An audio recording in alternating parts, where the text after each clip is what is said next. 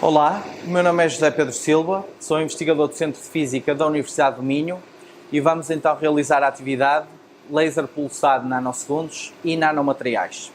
Para isso, encontro-me no Laboratório de Filmes Finos 2 do Centro de Física da Universidade do Minho e vou começar por vos apresentar o equipamento. Este é o laser pulsado, portanto é um laser de fluoreto de Krypton, tem um comprimento de onda de 248 nanómetros e a duração do pulso é de 25 nanosegundos. Portanto, o laser sai por aqui. Depois temos aqui um conjunto de espelhos e lentes que nos permitem direcionar e focar o nosso laser para o nosso alvo, que se encontra dentro da câmara. É aqui que fazemos a deposição do filme fino. O filme fino, para ter uma elevada qualidade, é necessário que previamente coloquemos a câmara em alto vácuo. Para isso, utilizamos uma bomba de vácuo primário, que se encontra aqui em baixo, que nos permite fazer um vácuo de cerca de 10 elevado a menos 3 millibar. E depois, a posteriori, ligamos também uma bomba turbomolecular que nos permite, nas condições que nós aqui temos, atingir um vácuo de 10 elevado a menos 6 millibar. Portanto, é no interior da câmara que nós aqui temos que se dá a deposição do filme fino. Então, como é que decorre este processo? Portanto, temos o feixe de radiação laser, que faz este percurso, entra na câmara, incide no nosso alvo, portanto, temos a interação da radiação laser com o nosso material, com o nosso alvo que tem a composição que nós queremos transportar para o filme. Portanto, nesse momento, quando se dá a interação do feixe laser com o alvo, temos a evaporação do material, onde injetamos átomos, íons, partículas de grandes e pequenas dimensões. De seguida, temos então o transporte do material do alvo, ou seja, o que acontece é que se cria uma pluma de gás com partículas altamente energéticas, onde são transportadas então os átomos, os íons que constituem o alvo. Estas partículas depois vão se depositar numa superfície, que será o nosso substrato, onde então temos a deposição do filme e o seu crescimento. Portanto, o processo de fabrico do filme divide-se em 3 etapas. Temos então a interação da radiação laser com o material do alvo, onde é evaporado o material, sendo injetadas partículas de grandes e pequenas dimensões, átomos e íons. Depois, temos então o transporte do material do alvo, onde é criada uma pluma de plasma, onde são transportadas as nossas partículas injetadas do alvo. Em seguida, temos então a deposição do material numa superfície, neste caso no substrato, onde irá ser então depositado o material e o filme irá crescer com a espessura que nós quisermos. Para a deposição do filme fino e também para a utilização deste laser, é essencial utilizarmos estes óculos de proteção, uma vez que o laser é bastante energético. Estamos agora em condições de iniciar a experiência, portanto, temos uma temperatura de cerca de 150 graus Celsius no substrato e temos uma pressão no interior da câmara de cerca de 10 elevado a menos 6 millibares. Portanto, é importante ter alto vácuo no interior da câmara para conseguirmos fazer um filme fino sem contaminações. Portanto, vamos agora introduzir o oxigênio no interior da câmara, por isso nós fazemos a deposição do filme de óxido de zinco com oxigênio no interior da câmara, por isso a pressão irá subir. Para isso, o primeiro passo será desligar as bombas de vácuo. Vou começar por desligar a bomba turbomolecular. Vou então agora abrir a garrafa de gás de oxigênio que se encontra aqui. Portanto,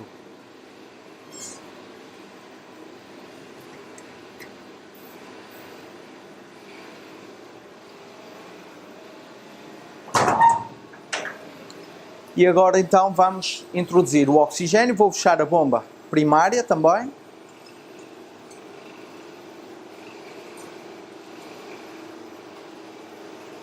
E vamos agora introduzir o oxigênio na câmara através desta válvula. E podemos ver que a pressão começa a subir. Vamos agora controlar, abrir ligeiramente aqui esta válvula para termos então uma pressão de 10 levantada a menos 2 milibares.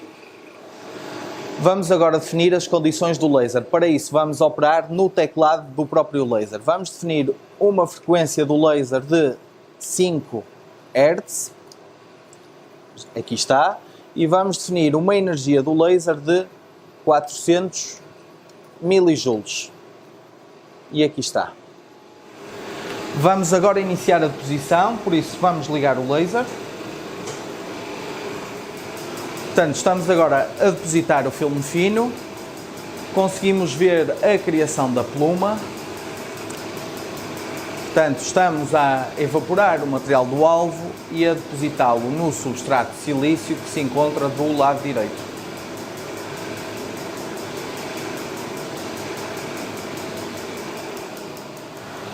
Já depositamos o filme fino, vamos agora abrir a câmara para retirá-lo.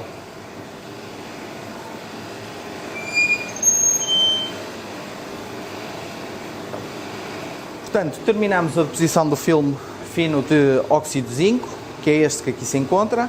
Portanto, este filme foi depositado num substrato de silício idêntico a este que temos aqui. Este foi o alvo de óxido de zinco utilizado para fazermos o filme fino. E aqui na fila de baixo temos um conjunto de filmes finos de outros materiais, por exemplo, de materiais ferroelétricos, que foram depositados noutro tipo de substratos. Por exemplo, aqui este filme foi depositado, é um filme transparente que foi depositado em cima de vidro, e estes são substratos de silício platinado. Damos assim por terminada esta experiência do laser pulsado. Vamos agora ver alguns resultados experimentais que foram obtidos em filmes finos depositados aqui no Centro de Física. Portanto, agora no âmbito desta atividade de laser pulsado, nanosegundos e nanomateriais, vamos então ver algumas das aplicações, nomeadamente na área da microeletrónica, em memórias resistivas destes materiais que nós produzimos aqui no laboratório do Centro de Física da Universidade de Minho. Portanto, vamos estudar filmes finos para memórias resistivas de acesso aleatório. Na figura da esquerda temos então uma configuração típica destas estruturas, em que temos uma camada, um filme fino, normalmente nanométrico, que é ensanduichado entre dois elétrodos, o top electrode e o bottom electrode, que são normalmente metálicos. Na figura da direita temos então uma imagem, uma figura de uma memória resistiva, que é normalmente utilizada em dispositivos médicos, como aparelhos auditivos e sensores, da Fujitsu neste caso. A vantagem destas memórias resistivas de acesso aleatório são que possuem baixo consumo de energia, alta velocidade de operação e leitura não destrutiva. Neste gráfico da direita, em que temos uma curva IV, é possível verificar, então, este é o fenómeno em que se baseiam estas memórias resistivas, em que temos um estresse, temos uma janela de memória entre dois estados de corrente, onde altamente resistivo e outro que não é tão resistivo, e por isso, para a mesma diferença potencial, temos dois possíveis estados de corrente. E é com base neste efeito que estas memórias resistivas funcionam. Para a produção destas memórias resistivas, usamos então o sistema de ablação laser para o fabrico de nanomateriais, que existe aqui no Centro de Física. Na fotografia do lado esquerdo temos então o sistema de ablação laser, que já utilizamos hoje. E do lado direito temos então uma representação esquemática da câmara onde se dá a ablação laser. Ou seja, temos um feixe incidente que entra na câmara, este feixe é focado através de uma lente, este feixe vai então incidir num alvo, que vai então arrancar o material do alvo, vai-se formar então uma pluma e depois que levará à deposição do filme no substrato. Temos então aqui também uma fotografia da própria pluma, que é bastante semelhante àquela que vocês já viram na deposição que fizemos. Portanto, neste estudo o que nós fizemos foi estudar a comutação resistiva em 2 tipos de amostras. Temos aqui do lado direito a representação esquemática destas 2 amostras produzidas, em que temos um substrato de STO dopado com nióbio, um filme ferroelétrico de BCZT e depois elétrodos de ouro, e na outra amostra, onde introduzimos uma camada adicional de óxido de zinco, que foi o material que utilizamos hoje para fazer o filme fino. Na tabela do lado esquerdo temos então as condições experimentais utilizadas para o fabrico destas 2 camadas, do BCZT e do ZNO. Depois de fazermos esta deposição no sistema de ablação laser, com o laser pulsado, fomos então caracterizar as nossas amostras. Primeiro fizemos microscopia eletrónica de transmissão. Estas medidas foram feitas na Roménia. A microscopia eletrónica de transmissão permite-nos então identificar as multicamadas à nanoescala. Portanto, os filmes que nós produzimos têm cerca de 150 nanómetros e por isso temos que utilizar uma técnica que nos permita ver estas camadas. E neste sentido, a microscopia eletrónica de transmissão é uma técnica que nos permite visualizar estas camadas. Para além disso, permite também identificar a presença de todos os elementos químicos nas diferentes camadas, como é possível ver aqui nesta figura. Ou seja, na figura do lado esquerdo temos o filme de BCZT. Depois é feito, naquele retângulo que está marcado a verde, é feito um mapeamento químico dos elementos e do lado direito, com as diferentes cores, temos então os diferentes elementos, o oxigênio, o cálcio, o titânio, o estrôncio, o zircónio, o bário, e depois temos então uma sobreposição do estrôncio com o bário, onde é possível ver que não temos difusão entre as camadas. Na figura do lado direito temos então o filme em que colocamos o óxido de zinco por cima do BCZT. Novamente, fizemos um mapeamento químico dos elementos nas 2 camadas. Estudamos também a cristalinidade das amostras, vemos que elas são cristalinas, e também as interfaces. Nas 2 figuras de baixo é possível estudar as interfaces, portanto, e é possível verificar que elas têm um contraste muito bem definido. Portanto, a microscopia eletrónica de transmissão permite-nos então estudar e verificar a existência das diferentes camadas na amostra. De seguida fizemos microscopia de força atómica. A microscopia de força atómica permite-nos ver, por exemplo, o tamanho de grão, como é que são os grãos que constituem a nossa amostra, e também estimar a rugosidade do filme. Ou seja, perceber se ele é muito rugoso ou não. Neste caso, foi possível ver que o filme de BCZT, para além de possuir um tamanho de grão de cerca de 40 nanómetros, tem uma rugosidade média até inferior a 1 nanómetro. Ou seja, é um filme muito pouco rugoso. No caso do óxido de zinco depositado por cima do BCZT, podemos dizer que a rugosidade praticamente mantém-se, neste caso é igual a 1,1 nanómetros, por isso continuamos a ter um filme muito pouco rugoso. Para além disso, fizemos difração de raio-x. O que é que nos permite ver a difração de raio-x? Que os nossos filmes são cristalinos e que também temos um crescimento epitaxial dos filmes de BCZT e óxido de zinco nos substratos de titanato de estrôncio dopado com nióbio. De seguida, fomos então avaliar a comutação resistiva nestas 2 amostras.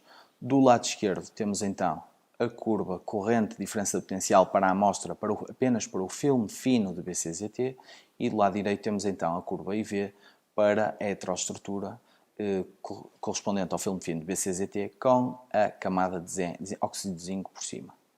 O que é possível verificar é que ambas as amostras apresentam a comutação resistiva, ou seja, ambas as amostras podiam ser utilizadas como memórias.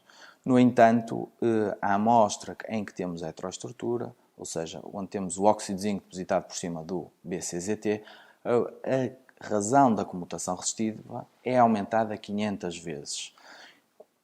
Ou seja, esta amostra é mais promissora para ser utilizada como memória resistiva. Depois de estudarmos as 2 amostras, fomos estudar para a amostra que apresenta uma performance superior a sua estabilidade, ou seja, fomos repetir esta medida IV cerca de 100 vezes. Temos aqui a imagem do lado direito que nos permite avaliar o comportamento, a estabilidade, e é possível verificar que este comportamento de comutação resistiva é bastante estável, ou seja, indica-nos que esta amostra tem todo o potencial para ser utilizada como uma memória resistiva.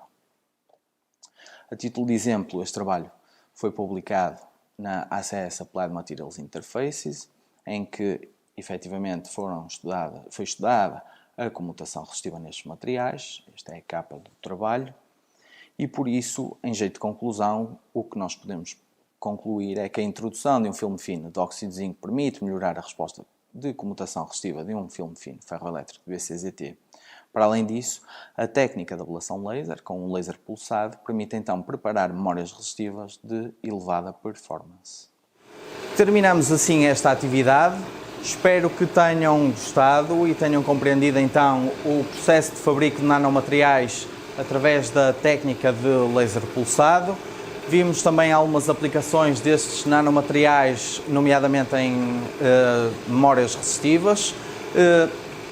Espero que tenham gostado e encontro-me disponível para esclarecer as vossas dúvidas através do meu e-mail josesilva@fisica.minho.pt.